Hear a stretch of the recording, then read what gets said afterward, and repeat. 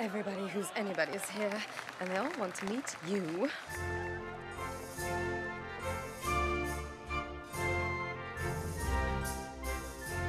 My name's Jack White.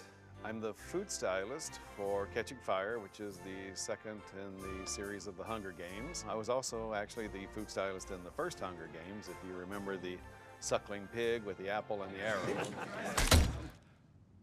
That was some of the things that we did for the first one. On this version of Catching Fire, we've done several food scenes. The very actual first week of the movie was the training center, and we did some really crazy things up on the balcony for the gamekeepers. And then right after that, we started working on President Snow's party. So, and that was quite a scene. It was 185 feet of buffet table. We spent a couple of weeks in here. We're standing inside what is actually the prop room here at our production office. And inside here, we built a portable kitchen for me and for my crew to cook in. So we were here for like a week and a half before we started filming.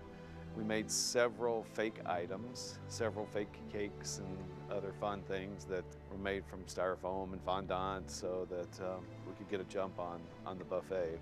And then we actually cooked all of the food here that going to be eating while they're getting ready for the games. I feel like in the first one, we sort of allude to the food, and the food's kind of present, but it's not really, you know, this was sort of a chance to, it's a scene about people eating too much. I can't eat another thing. Here. What's this? It's for when you're full. It makes you sick, so you can go on eating. How else could you taste everything? So it's like, I just want to show a sheer abundance of food, like more than you could ever imagine. I think in the book it says it's the most over-the-top crazy party she's ever seen in her life, and trust me, this is the most over-the-top crazy party I've ever seen in my life. For 2 days now, we've been building platters and decorating food and trying to get it all set up out here. These are standing rib roast.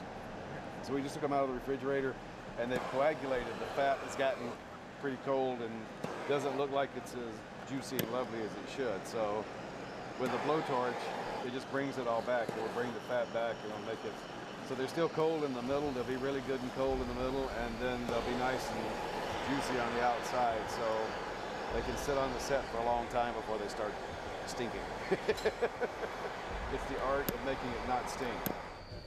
There's a couple of ribs on here that are actually part of the cow. It's the 103 rib. It's been French cut down. So, you know, in the Flintstones, when they bring that big thing out and they set it down on the car, that's what Phil said he wanted to see. So I called a meat company and I told them that's what my inspiration was, and they helped me get all of this stuff. We have 12 of those, so that, you know, we got 2 each, so we have 6. And we did 6 suckling pigs, 6 of these. We did 2 large salmon and a bunch of other like fish and stuff too. And tons of vegetables, as you can see. 185 feet of buffet, I think, is what's out there. So probably one of the largest buffet tables I've ever done. One of the things we wanted to do is we wanted to do a whole ostrich. We tried our best to find one that we could smoke so it looked like a big turkey, but we weren't able to do that. So we went the next best route with the suckling pigs and the calves. And then we're in Atlanta, which is a great city to shop in. So through the produce company, there's a lot of specialty produce companies here. So we went to the produce company and we kind of explained to them how our world is. Our world is you know, things that most people probably haven't seen, and they're looking for new and different things. And so they showed us all the options that we had, and I think a couple of weeks ago we started placing the orders so that we could get stuff shipped in time to have it all here. When I look at this, I can't imagine that we got here, because when you say 185 feet of buffet, it's overwhelmingly frightening.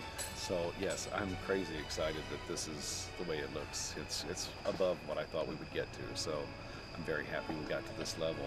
So, and there were a lot of people again. I mean, there's so many people here helping us out. It wasn't, you know, it's just me, the whole set decorating department, the whole props department. So it was great.